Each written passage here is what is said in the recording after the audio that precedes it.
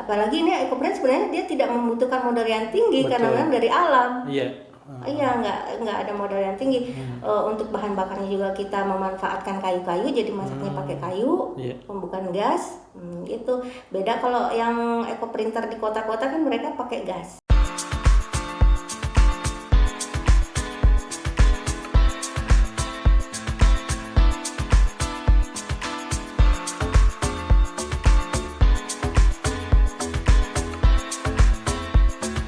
Bismillahirrahmanirrahim. Assalamualaikum warahmatullahi wabarakatuh.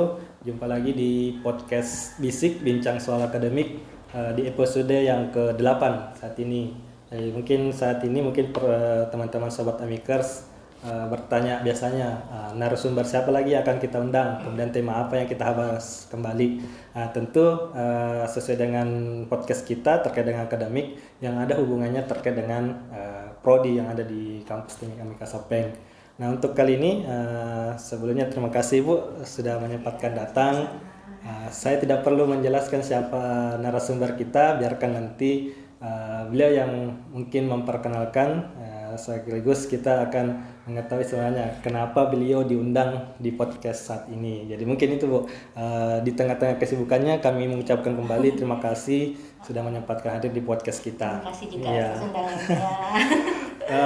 Mungkin bisa kita berkenalan dulu Bu, mungkin bisa dari narasumber sendiri, mungkin memperkenalkan diri. Silakan Ibu. Ya, terima kasih atas undangannya Dek. Ya, siap. Ini juga pengalaman pertama saya. Oh iya, podcast.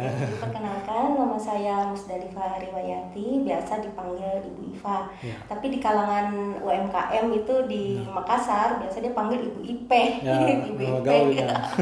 Mungkin karena dengar-dengar waktu itu sinetron apa gitu ya. Oh, ada, Bu, Ipe ya, ada. Ipe. Tapi kadang juga ada yang kalau misalnya kita kumpul-kumpul Ya. sesama UMKM, mereka tidak kenal saya tapi kenal Produknya. Produk Ecoprint, jadi Ibu Eko, Ibu Oh, Eko, Ibu Eko. Jadi terbawa ya. Iya, terbawa sampai sekarang gitu. Terus kegiatannya Ibu sekarang apa? Nah, selain mengajar di mengajar PAUD juga. ya, saya mengajar di PAUD dari 2023. Baru ya. Terus ibu rumah tangga juga. Iya. Sekarang saya berkecimpung di usaha Ecoprint. Ecoprint. Itu dari 2019. Berarti sudah sekitar 4 tahun Bu, jalan 4 tahun ya. Nah, mungkin nanti kita akan bahas, menarik sebenarnya Bu terkait dengan Ecoprint ini memang karena baru sebenarnya ini istilah-istilah seperti ini. Cuma nanti kita akan bahas lebih dalam lagi. Cuma terkait dengan tema kita hari ini kita angkat itu ya perempuan berdaya, perempuan berkarya. Seperti yang kita ketahui ini kan digaungkan oleh Ibu Raja Kartini terkait dengan emansipasi wanita Ibu. Cuma saya mau minta pendapatnya dulu Ibu. Jangan sampai pemahaman ini berbeda masing-masing yang menganggap bagi perempuan ini kayaknya harus sejajar dengan laki-laki. Mungkin ada pandangannya Ibu terkait dengan emansipasi wanita itu seperti apa sebenarnya? Emansipasi wanita emang itu artinya dia sangat luas ya. Iya betul. Tapi untuk sekarang ini di zaman modern, digitalisasi, Digital. perempuan itu sangat memiliki apresiasi sendiri. Nah, betul. Artinya mereka bebas mengeluarkan pendapat, Ya. bebas berkarya, bebas berekspresi, dan apalagi sekarang ini melakukan kegiatan apapun itu bisa lewat atau bisa di dalam rumah. Bisa. Jadi bisa berbisnis di dalam rumah. Betul. Jadi bagaimana perempuan sekarang itu bisa memanfaatkan keadaan yang sekarang dengan berekspresi. Betul. Sesuai dengan fashionnya masing-masing. Seperti saya ini fashionnya kan saya suka yang seni ya. Betul. Saya suka seni, Kreasi. jadi saya suka berkreasi tuh, bikin kerajinan apa gitu, saya upload, gitu. Jadi dan tidak meninggalkan kodrat kita sebagai perempuan. Apalagi saya ibu rumah tangga, ngurus rumah, ngurus anak, ngurus suami iya, berbisnis juga iya. Betul. Gitu. Yang sampai bisnisnya jalan, keluarga tidak jalan. Gitu. Jadi itu mungkin yang banyak, saya tidak bilang banyak ya, mungkin ada pemahaman beberapa yang katanya kalau emansipasi itu wanita berarti perempuan itu minimal sejajar dengan laki-laki. Misalnya dalam dunia pekerjaan ada mungkin perempuan lebih tinggi gajinya Bu dari suaminya. Itu biasanya kan beda pemahaman seperti itu Bu. Harusnya kan walaupun perempuan lebih banyak berkarya dari suami ya tetap kodratnya ya harus mengurus suami secara Jadi tidak meninggalkan Iya, kewajiban. Kewajiban betul. Jadi saya setuju Bu, kalau emansipasi wanita itu ya lebih ke kebebasan berkreasi, berpikir dan segala macam. Seperti yang kita lihat di beberapa perusahaan kan sekarang sudah banyak Bu yang memanfaatkan perempuan itu sebagai pemimpin, mungkin dari segi manajerialnya. Oke. Saya tertarik lagi nih Bu terkait dengan ekoprint tadi itu yang saya lihat tadi pakaiannya Ibu datang iya, ke ini sini. saya pakai pakaian ekoprint ini. Salah satu produknya Ibu ya. Iya. Bisa mungkin Bu, termasuk saya itu awam terkait dengan ekoprint ya. Mungkin bisa jelaskan Bu seperti apa itu? Ekoprint itu adalah sebuah seni yang tadi saya katakan. Betul.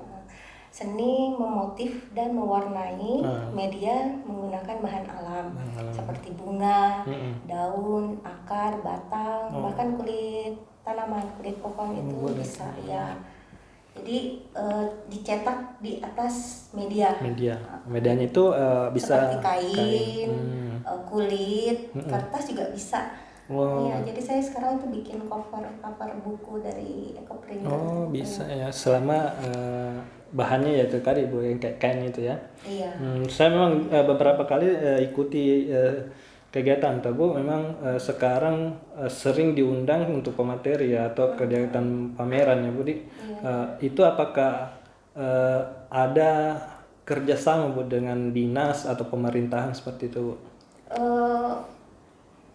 Awalnya kan saya itu berusaha sendiri tanpa ada dukungan sebenarnya. Betul. Dulu ya, nggak ada dukungan, tapi saya tetap tetap terus berkarya, tetap eksis gitu. Biarlah mereka belum mengerti apa yang saya lakukan. Betul. Jadi saya belajar terus, saya menghasilkan karya terus, dan akhirnya baru saya perkenalkan. Jadi kita aksi dulu nih, jangan kita cuma ngomong, aksinya nggak ada. Ya. Jadi saya aksi dulu, setelah aksi baru saya perkenalkan ini hasil karya saya. Nah, waktu itu di respon positif sama pemerintah. Jadi pemerintah mendukung lah. Ya, mendukung dan mencoba untuk memperkenalkan ke masyarakat. Seiring berjalannya waktu, saya kan ibu-ibu yang ada juga tuh, nggak mau ketinggalan zaman, suka lihat Instagram, TikTok. Nah, di situ saya lihat peluang. Oh, ada ini nih, ada pelatihan ini, ada pelatihan itu. Nah, saya ikuti selama itu gratis dan tidak meninggalkan keluarga. Iya.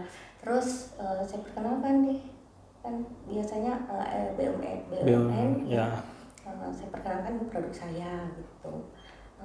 Pertamanya dulu itu saya coba mendaftar di Bank Indonesia, ikut kurasi. Itu UMKM Rewako. Alhamdulillah lolos kurasi. Alhamdulillah. Terus setelah itu berkembang. Ada pameran, dia panggil, dia undang kami, dia promosikan. Jadi terkenal. Kemudian dari Bank Indonesia ini juga dia memberikan informasi tentang Sisberdaya. Waktu itu ada pemilihan entrepreneurs perempuan, ya. Kemudian saya coba mendaftar, lulus, dipanggil ke Jakarta.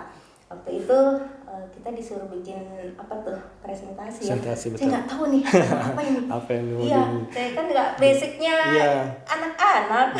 Iya, tapi saya bilang bisa. Coba dulu.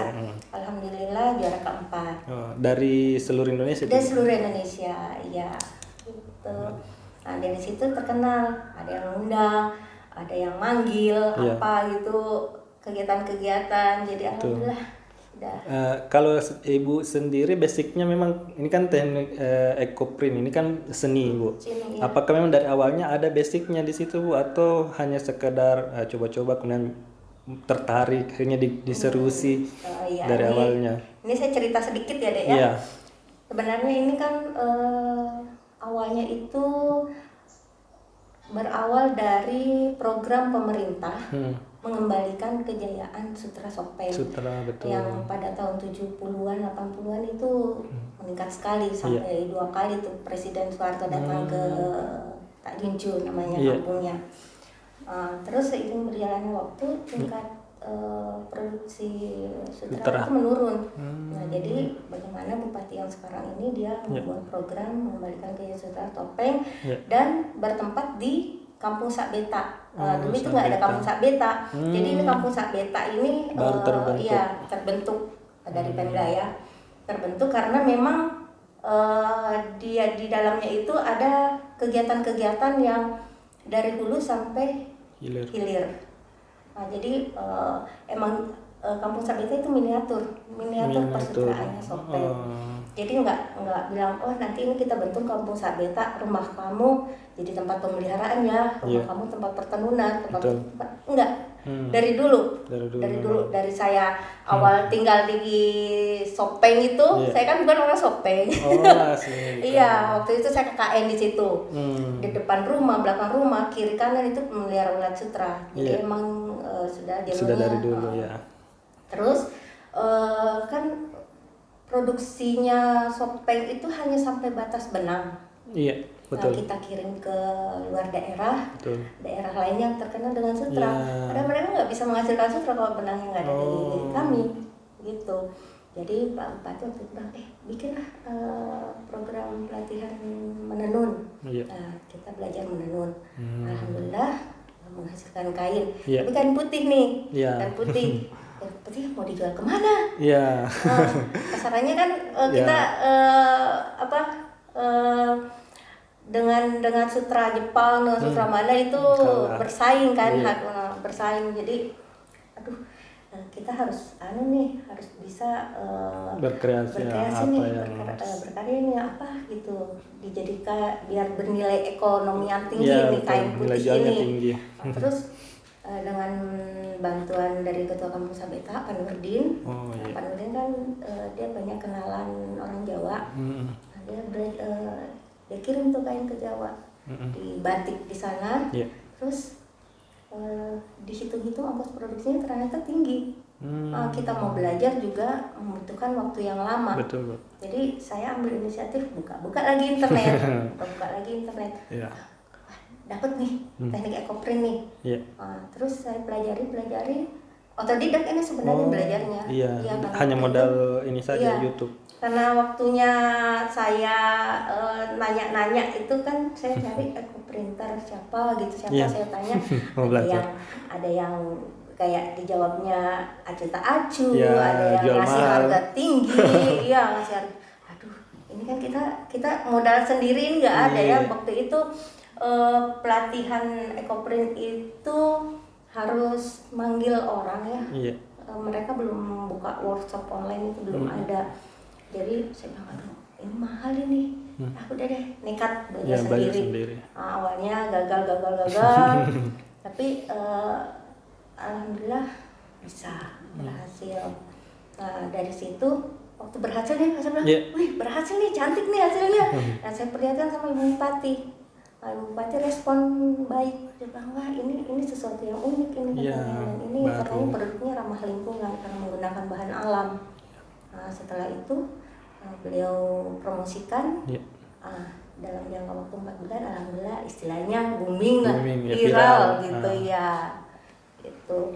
Setelah itu dia bilang tekniknya harus terus ditingkatkan. Jadi dia bilang gimana Pak kalau kamu yang ke Jawa belajar. Nah, saya bilang kalau saya ke Jawa, 1 orang pergi yang ngantar 5 orang. 1 atau 2 orang yang belajar, yang lain ngantar doang. Jadi saya bilang gini aja Bu Haji, bagaimana kalau pelatihnya yang dipanggil ke sini? Bisa. Jadi alhamdulillah perempuan-perempuan di Kampung Sakbeta itu belajar. Jadi yang di Kampung Sakbeta itu ada banyak Bu yang sekarang menggunakan teknik ekoprint. Ibu-ibu yang belajar itu saya nggak mengatakan mereka pekerja saya ya. Tapi saya memberdayakan. Mereka. Total ada berapa Bu? Sekitar 15 orang. Masya Allah. Jadi awal-awalnya itu kalau ada kerjaan di luar, ada pesanan, mereka takut tuh bikin sendiri. Sekarang enggak, alhamdulillah udah berani terima pesanan. Saya nggak ada, bilang Bu pesan, nanti saya bikin. Gitu. Luar biasa nih perjalanannya Bu. Ya bisa jadi biasa-biasa akan bercerita bagaimana proses membangun UMKM ini mulai dari awal ya.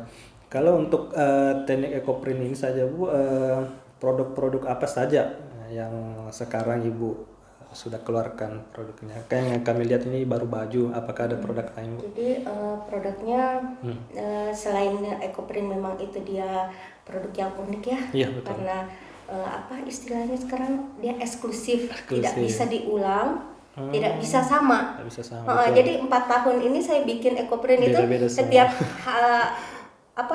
hasilnya pasti kita heboh sendiri. Kenapa ini? tidak bisa Kenapa? diprediksi.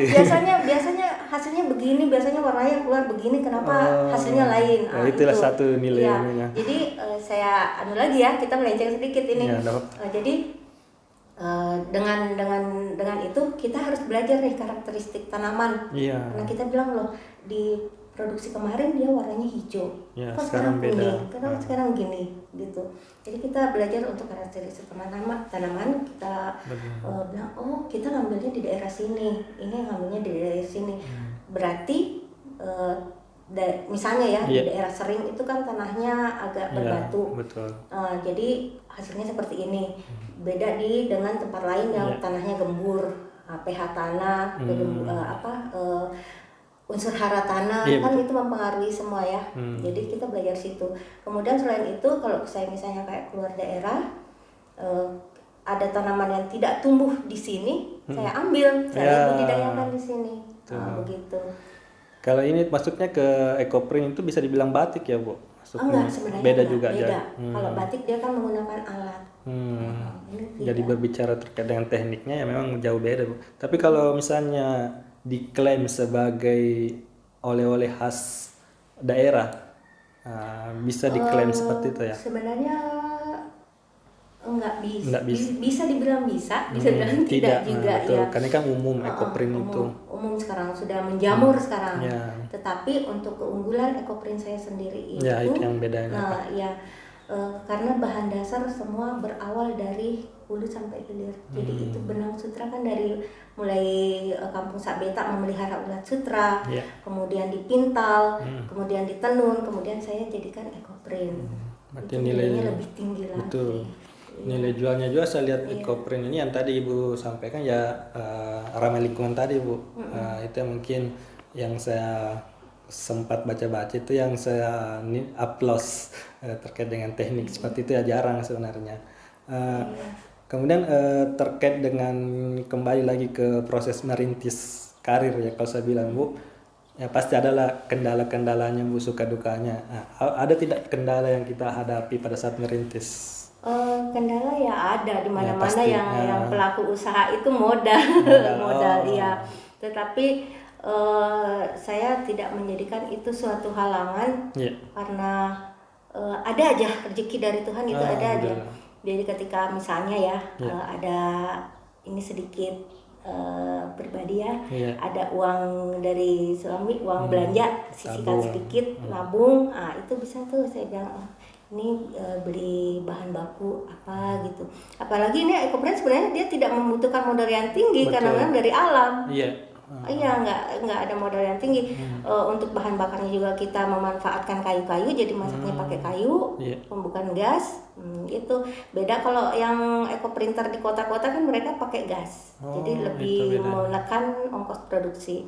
Kendala yang lainnya itu masalah promosi. Karena kan terus terang saya kan di kampung, terus dasar pendidikan saya juga bukan yang seperti sekarang anak-anak yang digitalnya tinggi Nah itu kendalanya.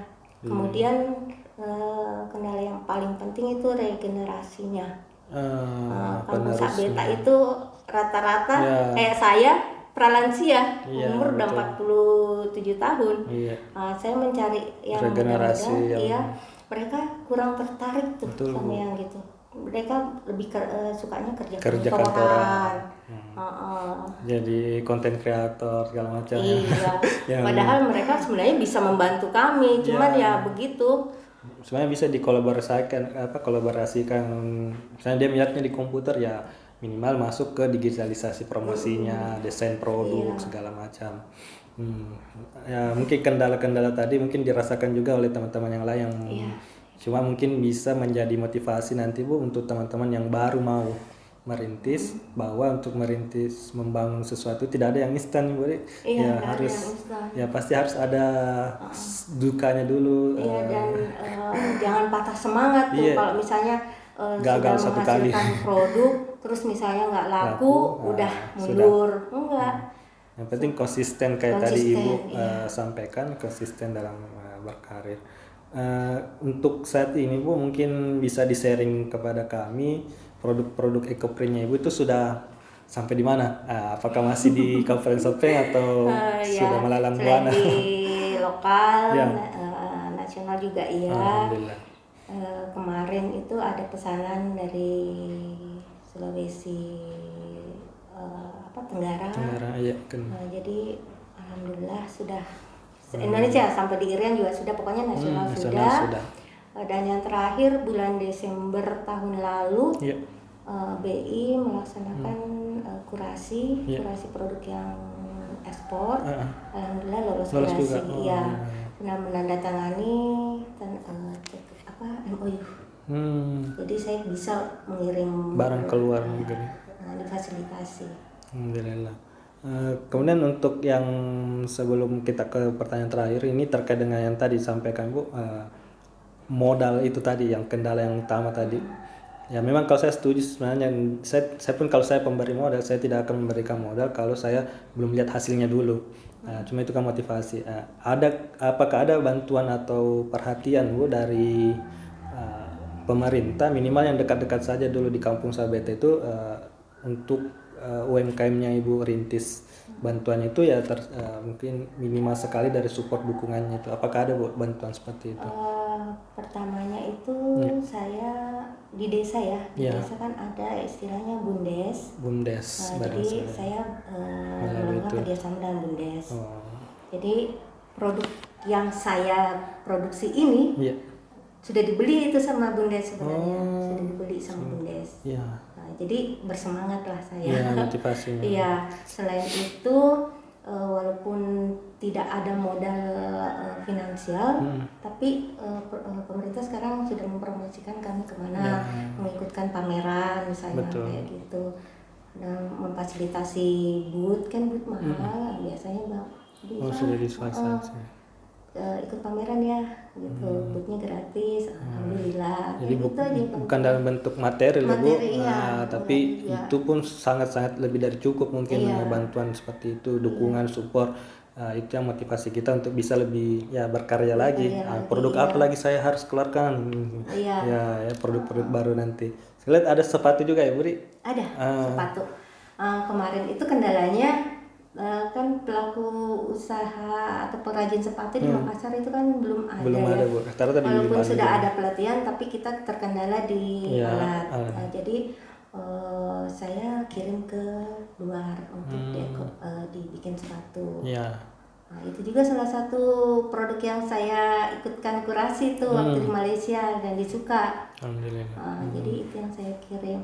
Dan alhamdulillah kemarin, ini bantuan pemerintah juga ini. Saya diikut sertakan ikut pelatihan membuat sepatu. Alhamdulillah ada produk baru lagi.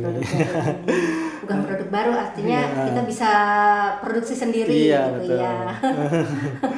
Terus harapannya nih Bu, kami mungkin ada harapan Ibu terkait dengan UMKM khususnya yang kita perjuangkan sekarang. Apa harapan Ibu untuk UMKM dan pemerintah mungkin, apakah harus bersinergi atau seperti apa Bu? Harapan saya untuk UMKM baru itu harus sebenarnya mereka membuka diri, jangan tunggu bola, tapi dia harus mengejar bola. Betul. Artinya begini, UMKM sekarang itu kalau ketika dia sudah memiliki produk, dia laporkanlah ke dinas terkait, misalnya perindustrian. Perkenalkan ini produk saya. Nanti perindustrian welcome kok. Dia selalu mereka yang butuh memang. Pasti mereka membantu, apalagi masalah sertifikat kayak NIB, Haki itu mereka fasilitasi. gitu. Kalau HP kan sekarang itu mahal, 5 tapi juta. karena fasilitas pemerintah sekarang bisa gratis, semua gratis. Iya. Itu khusus UMKM ya, Iya, untuk hakinya. UMKM. Kemudian tidak bukan perindustrian juga. Iya. Pelatihan welcome juga pemerintah seperti pertanian, pengolahan hasil pertanian, apa gitu ya. Ya, jadi jangan menutup diri lah. Betul. Iya. Kalau ada produknya ya di-share lah minimal. Iya, di-share. Terakhir ini Bu, sesuai dengan podcast kita bincang soal akademik. Biasanya tuh di closing statement ini narasumber kami minta pandangannya secara umum terkait dengan akademik. Khususnya mungkin kami kasih gambaran di prodi kami itu ada bisnis digital Bu. Ya, bisnis digital itu ya mencakup ekonomi, manajemen, dan komputer. Nah, mungkin nanti pengembangannya ke Ibu kami harapnya memang sudah digitalisasi lebih jauh lagi untuk produknya supaya pasarannya ini tidak hanya di lingkup lokal saja, bisa nasional bahkan di internasional. Mungkin saya minta kalau statementnya Ibu terkait dengan apapun itu Bu, terkait dengan soal akademik. Silakan. Begini ya. Yeah. Untuk anak-anak muda sekarang, apalagi para mahasiswa. Jangan kita berpikiran bahwa akan kita kerja kantoran gitu. Kerja kantoran sekarang kalau kita mau hitung-hitung yang di wisuda tahun ini misalnya 100 orang yang diterima di kantoran paling cuma puluhan ya. Ini sisanya mau kemana? Jadi mereka seharusnya itu berusaha bagaimana bisa berentrepreneur, memberdayakan diri. Terus bagaimana juga mereka bisa, kalau misalnya mereka terkendala tidak bisa berkreasi, mereka bisa tuh melakukan penjualan online, bukan produk dia, jadi bisnis online, atau juga bisa menjadi desainer. Itu jadi saya bisa memberikan saran, kalau bisa kampus-kampus itu mengadakan kegiatan-kegiatan seperti itu. Apakah itu basar UMKM, apakah itu misalnya membuat katalog elektronik. Jadi bersinergis lah kita, kampus dengan UMKM. Di situ juga secara otomatis mahasiswa-mahasiswa itu dikenalkan bagaimana dunia UMKM dan mereka pasti tertarik. Betul. Saya lihat anak milenial sekarang itu memang jarang sekarang pemikirannya mau bekerja di tempatnya orang. Dia mau buat usaha sendiri, apalagi namanya itu dekat dengan teknologi. Sebenarnya dia besar tumbuh dengan teknologi. Akhirnya apapun mereka mau jualan itu tidak terlalu susah lagi Bu. Mungkin saya garis bawahi juga tadi terkait dengan program kampus itu, ini bisa masukan bagi kami juga Bu untuk entrepreneurship-nya kita, karena kami slogannya memang kampus entrepreneurship. Kami mau ubah mindset mahasiswa itu jangan menunggu wisuda baru cari kerja. Minimal pada saat kamu kuliah sudah ada pegangan di situ. Entrepreneur itu kan kalau saya bilang pekerjaan paling enak Bu, menghasilkan uang dari hobi lah, hobi yang dibayar. Hobi yang dibayar. Ya paling gampang itu. Biasa mahasiswa yang bertanya, Pak saya mau berwisata tapi saya tidak tahu apa yang saya mau ya sudah, tidak perlu jauh-jauh cari apa hobimu. Misalnya kamu suka motor, ya minimal tidak jauh-jauh dari bengkel. Cari spare part, jual alat motor dan seterusnya. Ada yang suka desain, ya bikin percetakan misalnya Bu. Cukup seru ini Bu. Mungkin karena kita terbatas oleh waktu, jadi tidak sempat lagi untuk membahas lebih jauh terkait dengan entrepreneur itu ya. Mungkin nanti ada kesempatan berikutnya Bu, kami akan mengundang untuk secara seminar pelatihan. Untuk podcast mungkin kami kasih gambaran saja nanti materi yang akan kita bahas di seminar nanti Bu. Jadi tinggal tunggu undangan saja ini Bu. Mudah-mudahan kami sesuaikan dengan waktunya Ibu. Kalau tidak sibuk, nanti mungkin lebih panjang lagi kita akan bahas di seminar atau pelatihan terkait dengan Ecoprint itu sendiri. Jadi sedikit gambaran tadi untuk UMKM itu yang saya bisa simpulkan dari narasumber, dicoba saja dulu ketika ada yang kita mau lakukan, karena hanya dua hasilnya nanti ketika kita sudah mencoba, antara berhasil dan tidak. Nah, kalau tidak, itu akan menjadi pengalaman kita untuk lebih baik lagi ke depannya. Kita sudah tahu, oh gagalnya di sini ya, saya perbaiki yang di sini. Tapi kalau kita tidak mencoba sama sekali, berarti hasilnya cuma satu, tidak sama sekali, tidak berhasil atau apalah. Ya, mungkin itu ya dari kesimpulan kami dari podcast hari ini. Sekali lagi terima kasih Bu atas waktunya di tengah-tengah kesibukannya. Hari ini kalau nggak salah tiga kegiatan hari ini ya Bu. Nanti Ibu ada kegiatan lain lagi disempatkan untuk berkunjung di kampus kami. Mungkin itu teman-teman sobat Amikers. Jadi mungkin sekali lagi untuk yang mau rekomendasikan narasumber, silakan di komen di YouTube. Kalau ada mungkin tema-tema yang mau dibahas lagi ke depannya, silakan juga di komen. Nanti kami akan hadirkan narasumber atau praktisi di bidangnya. Sekali lagi terima kasih Ibu atas waktunya. Kita jumpa lagi di podcast selanjutnya. Assalamualaikum warahmatullahi wabarakatuh.